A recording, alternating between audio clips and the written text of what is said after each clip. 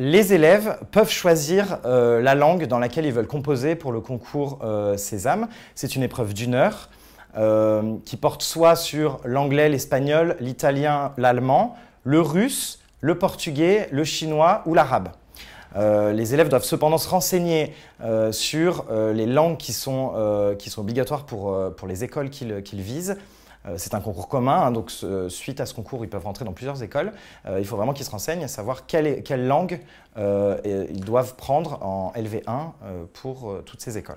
L'épreuve se compose de 2 parties. La première partie porte sur la grammaire et le vocabulaire. C'est un questionnaire à choix multiples de 25 questions. Cette épreuve donc il peut y avoir des questions de traduction, il peut y avoir des questions de lexique, etc., ou de concordance des temps, par exemple. C'est vraiment une épreuve de langue, cette première partie.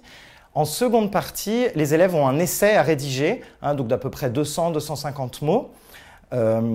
Ils auront 2 sujets, hein, ils peuvent choisir parmi les 2 sujets, et ces 2 sujets s'accompagnent d'un texte support. Hein. Ce texte est là pour aider les élèves dans leur argumentation.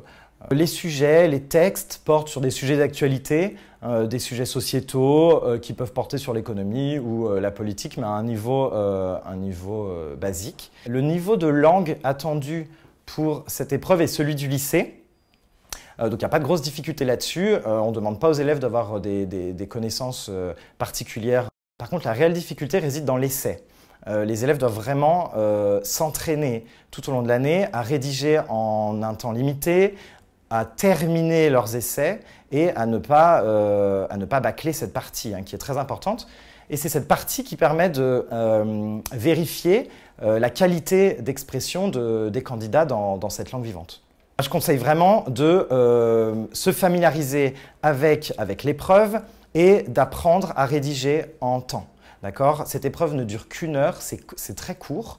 Et dans ce temps-là, ils doivent faire le QCM de grammaire vocabulaire et l'essai. Donc vraiment, il ne faut pas négliger l'essai. Souvent, les candidats négligent cette seconde partie, ne terminent pas et c'est très pénalisant.